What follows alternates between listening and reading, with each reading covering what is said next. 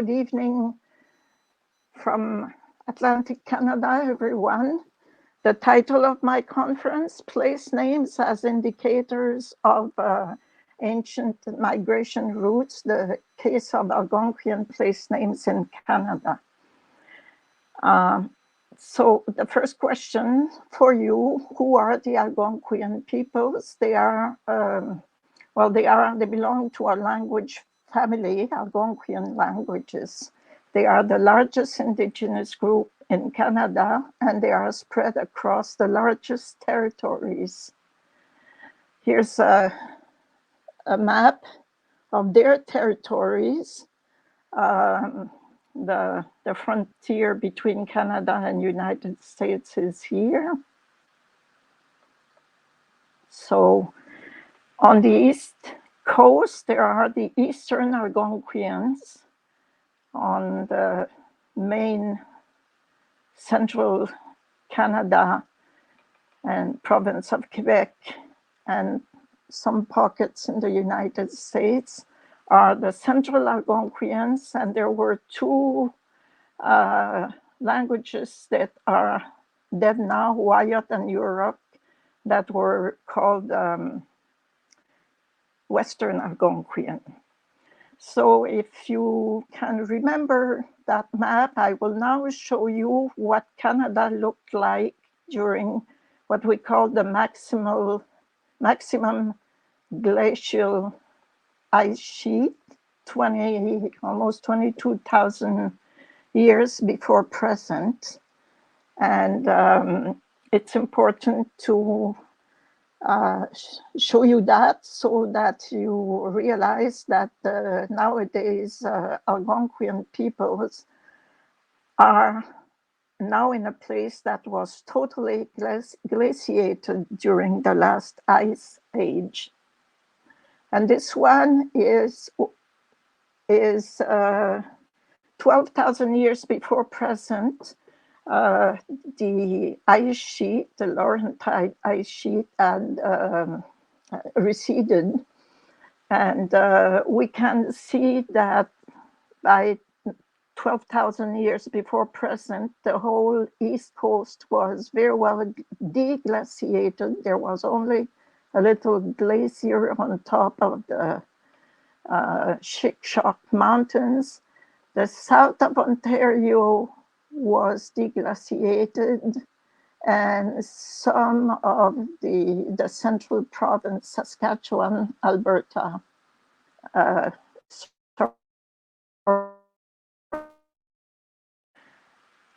so the question among linguists and archaeologists is where the Algonquians came from, and it is still hotly debated. And some answers are to be found in their myths and legends who tell about their migration travels, or in archaeological sites, or in glottochronology, which is the study of when some languages detach themselves from a mother language and develop their own language. Or in their place names. And the study of their place names is my baby. So let's look at what the Canadian Aboriginal say, and many others, American too. Janet Armstrong, who is a West Coast, she's not an Algonquian, but she's a West Coast poet. And she says, my elders say that the territory has the knowledge about life and death, and it's the territory that's teaching us. They say that the territory is constantly speaking. It is constantly communicating. Not to know its language is the equivalent of disappearing. And she is right, because when you look at place names, they are indications are where to find resources, but I'll stop there with that. I chose to study mainly for this research here hydronyms, because hydronyms are considered the oldest and most enduring of all preserved place names in Europe. And those who studied Indo-European language know a lot about that. And also, I cite Svante Strandberg, who says river names constitute an important body of linguistic and historical material owing to their considerable age, wide linguistics range, and role in society. And I agree. Now, what does the archaeology say? The archaeology, this is the best map we have so far of the Algonquian migration. Of course, they came from Asia through Beringia, and archaeologists can follow their movements. Those are the Proto-Algonquians, so it means even before it's the mother language that is disappeared. And these are the Algonquians. So they go to the East Coast here in the United States, and here in Canada, New Brunswick, Nova Scotia. And they go to the Labrador and Newfoundland and in Quebec. Some places, are missing here because they don't show what happens here in the Gaspé Peninsula. And my research started in the Gaspé Peninsula, and I could complete their map. Now, some characteristics of Algonquian place names. Well, in the first place, Algonquian languages are polysynthetic, and their place names, most of them are polysynthetic descriptive verbs and nouns. And they refer to fauna, flora, color of water, cardinal directions, events, deities and spirits, bones, feces, accident, death, feelings, equipment, kinship, size of a lake or a river, height of a mountain, visibility and invisibility, distance, etc. Some of them are qualified by traveling time. In their language, the word for distance is hour. And when they translate into English, they use the verb mile, but it doesn't correspond to real English miles. It corresponds to the time, the number of hours it takes to get there. I highlighted in orange, some place names are qualified by relational suffixes that mean small, young, or younger than, or the next one, the junior one. Some others are qualified by ordinal numbers like first, second, third, lake, or island. So, in fact, Algonquian place names, in my view, are the vocabulary of ancient narratives told by the ancient explorers of newly available lands when they returned to their families to report on what they had discovered. And here I have an example in Anishinaabe. So, Kaki Mesitagan Sagahigan. Sagahigan means lake, and the first word means a portage creating shortcuts between lakes. So you see that this looks like part of a narrative. Now I will look more closely to place names that are qualified by relational suffixes.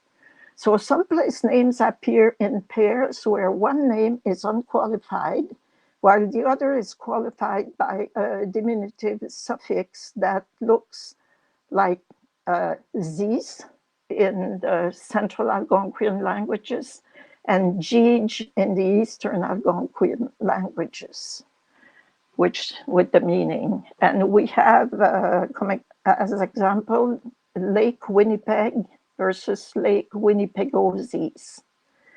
And logically, that's what I said to myself when I bore my attention on that phenomena. A name qualified as smaller or younger or newer in the place name setting must have been named later in time than its unqualified equivalent. So such a pair gives us a directional orientation of traveling in the landscape. Now, those pair of place names qualified by relational suffixes. Okay, now I have the example. So Winnipeg Lake, you might not be very familiar with geographical coordinates, but this is north, we don't bother with it. This is the west degree of longitude, so 97 degree, 53 minutes, and 13 seconds. And Winnipegosis is 99 degrees, 55 minutes, and 20 seconds. So Winnipegosis is west of Winnipeg Lake. That's clear. I'll show you the map now. So this is Lake Winnipeg in Manitoba. And this is Lake Winnipegosis. So they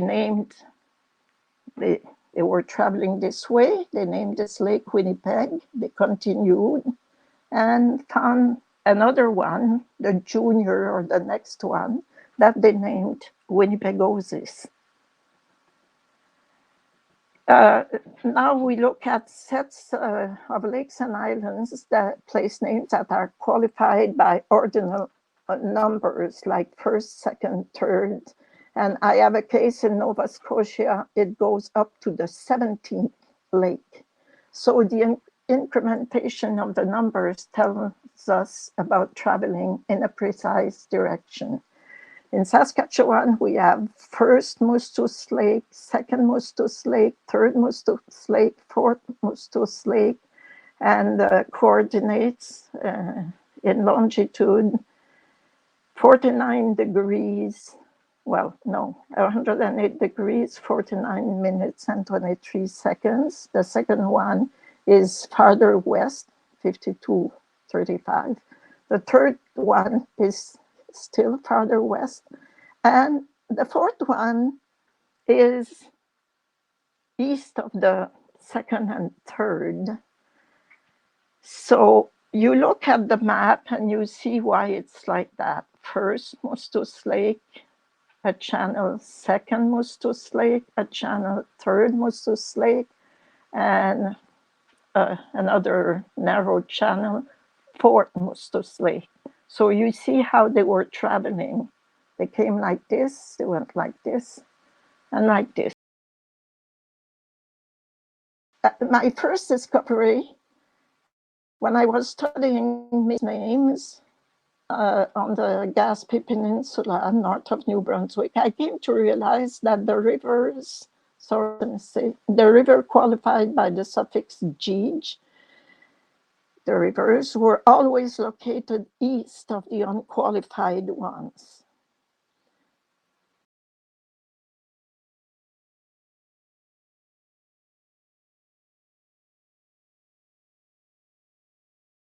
Hello again for those who were with me yesterday.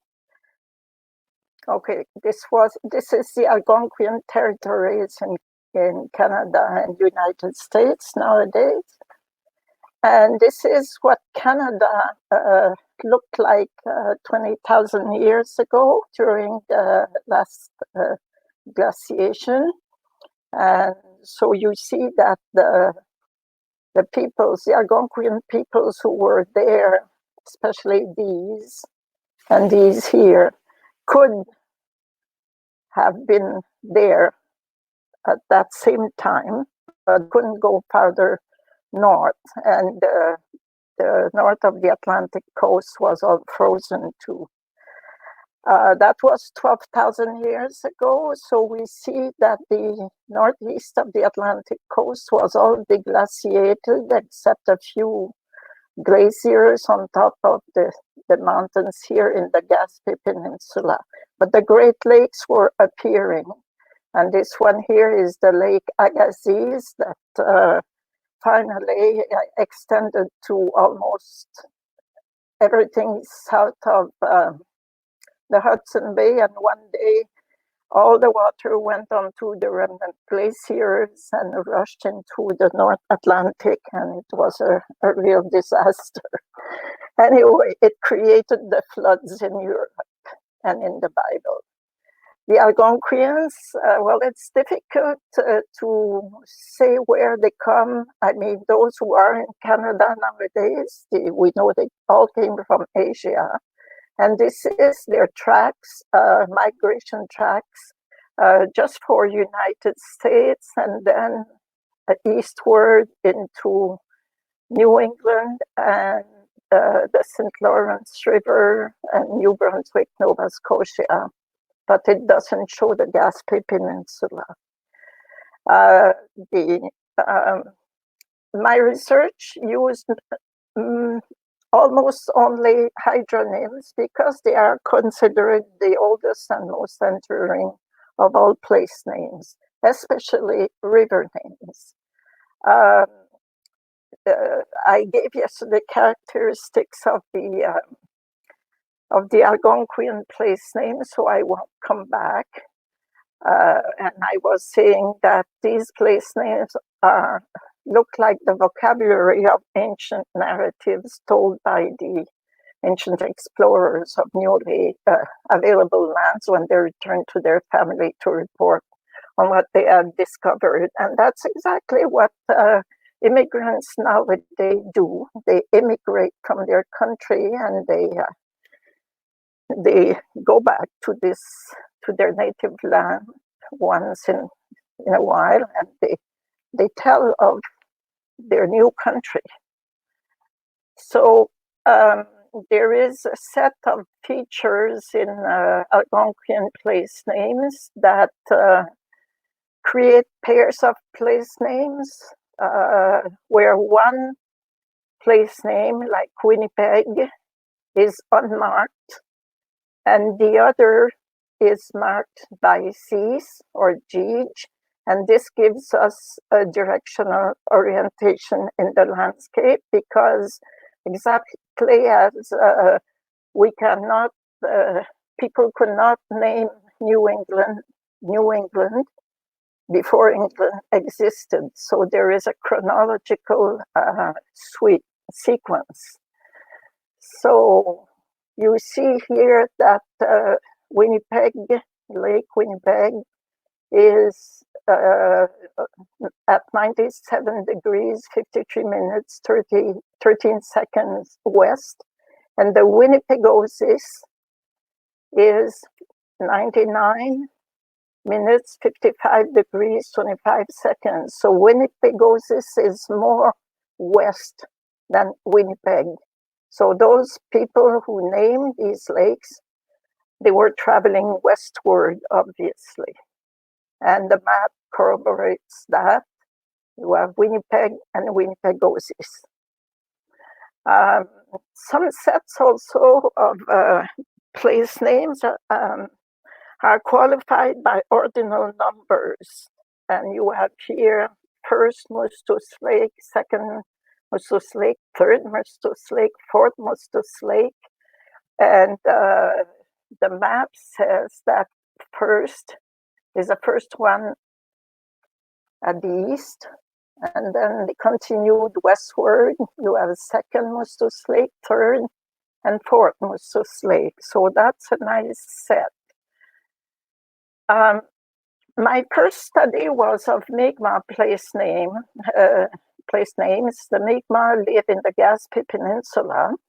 And I have to say that we still have a high number of Aboriginal place names in their original language.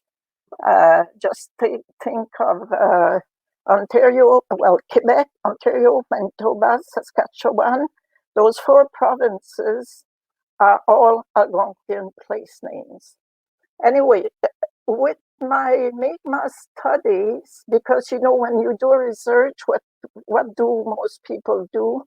They create a database or a kind of gazetteer, and they put the place names in alphabetical order. But that doesn't say anything. It does not really make the place names talk. But when I realized that in the portion of territory I was studying or researching, each river qualified with the suffix "g" or little or small or young was almost always located east of the unqualified one. And an example here is Rivière Cascapédia, that's in Quebec in the Gaspé Peninsula. And you see here there is the Cascapédia River, and here east of it is the Little Cascapédia River. So it means that the people were traveling like this from west to east. And I put the little arrow here just to say that it's exactly where I live, on this little point that has a name also in Mi'kmaq, Nesueg. And just to make you dream, I also put a picture of the Little Cascapédia River. The water is so clear that we see the bottom, and the salmon fisher can see their salmon. Now, after having realized that all the rivers in the Gaspé Peninsula most of them were, the sets were oriented from west to east, I made a map, and you can see here the progression towards the land through the landscape or across the landscape. Gaspé Peninsula has a ridge in the middle, and there are rivers, of course, flowing into the St. Lawrence River here.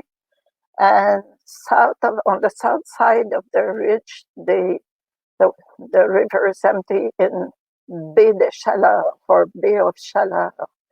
And just using the place names, I could reconstitute the migration paths. And the map should be more complete because I've made progresses since then.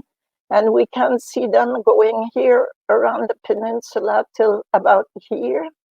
And we can see them continuing here exactly about the same place. That seems like a meeting point. So some went through the interior and others went around the peninsula. And they ended here.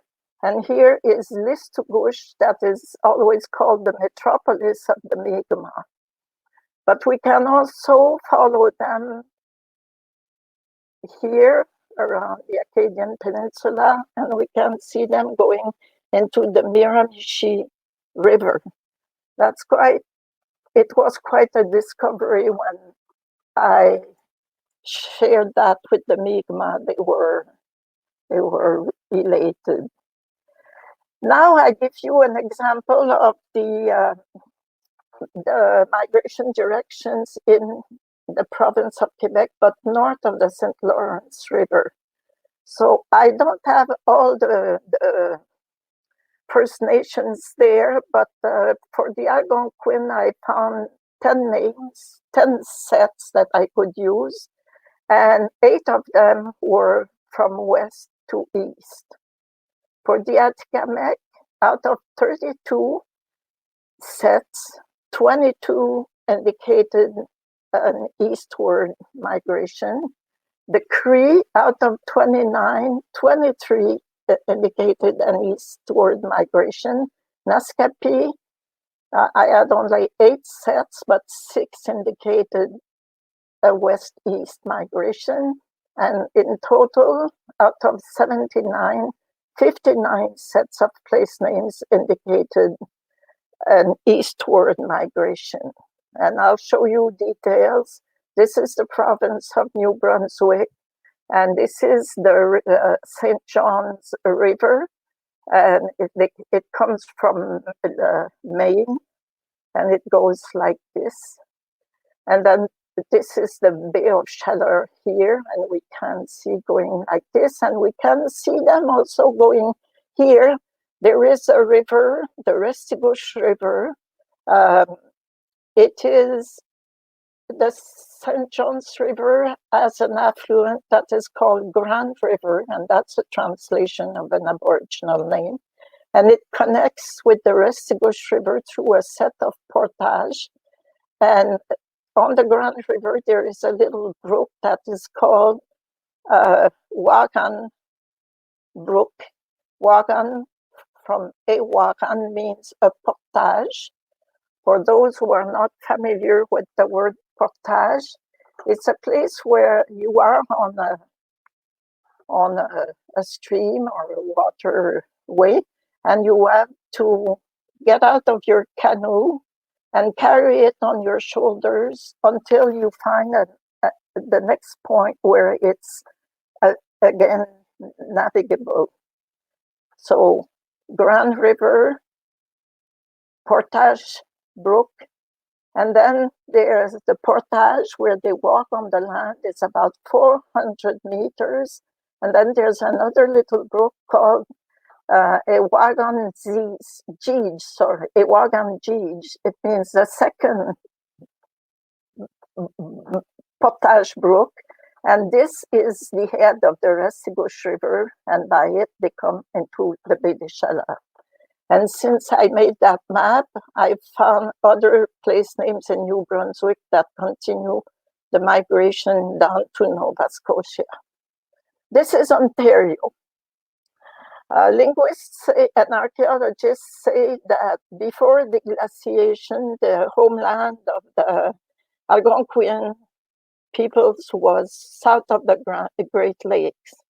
And here in my study, I don't find any Algonquian place names here because now it has become the land of the Iroquois people.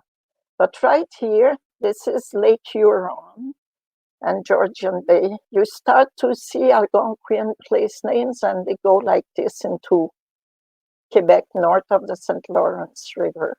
And you see others that keep up going north, and then they veer on James Bay. And interestingly, this area here in Quebec is named Abitibi, which means the line where the waters divide. So the flow of rivers goes that way here and that way here. And then we see them going north of the Great Lakes all the way towards the province of Saskatchewan. And I did it for the provinces of, I did Newfoundland, Quebec, well, the Maritimes, we spoke about it, it's done.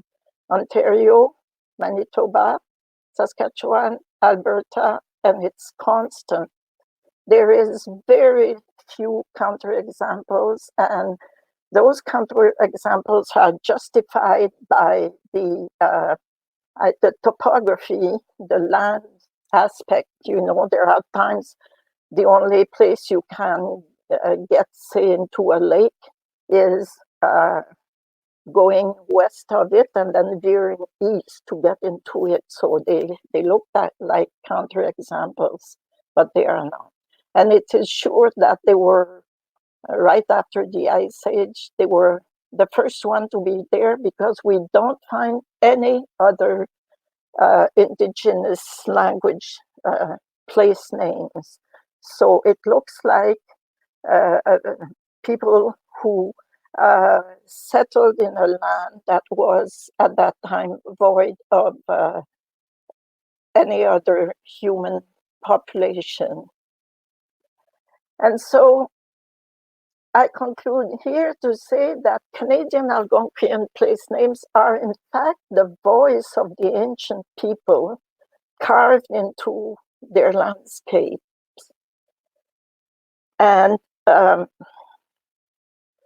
it is in a way a breakthrough into an era that is otherwise considered prehistoric. Prehistory is the period of time when history was not written. But in fact, when we look at place names, Algonquian place names, we can say they were carved into the territory. So they are in themselves a language. So, and they let us hear the language that the first explorers have used to discuss their exploration with their families and friends. And I consider this as the Occam razor. It's the simplest solution or evidence to account for the Algonquian first migrations into Canada. And most of the time, the simplest one has the greatest chances to be the right one. And here, in other words, Algonquian place names are to be considered as the travelogues of prehistorical peoples. So thank you, merci beaucoup, and we'll have in Mi'kmaq. Thank you. Dr. Cyr, thank you so very much for your fascinating presentation. And while you wait for questions, I have a couple of questions for you. So you talked about the west to east migration. Do you have a sense of how many people actually took part in that process? Well, for what I know and have read on human migrations, we know that these migrations were rapid and quick, meaning they were probably traveling by canoe, even if it was 10,000 years back in time. And the way people migrate is fairly always the same. A group of people will send scouts first, who will go and explore and see what's there. And then they will come back to their base and they will report. And they will report by describing. I would like to give a quick example. There is another river on an affluent of the St. John's River. St. John's River beforehand was named the Aroostook River, and that's an Eastern Algonquian name. And on this river, one affluent is called the Green River, and it's obviously a translation from Algonquian. And when you get on the Green River, I ask people who live there, the water is really green, and you come to a first waterfall, the first jump, so to say. And as you move, you go upward, upriver, there is a second jump. It's named like that second fall. And then there's a third fall. And then you arrive almost at the head of the river. And there is another affluent.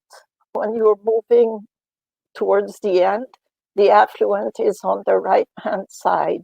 And that affluent is named the right-hand side of the Green River. So it means that people were moving up. That's a fourth evidence. And at the end of the Green River, there is a chain of 6 lakes.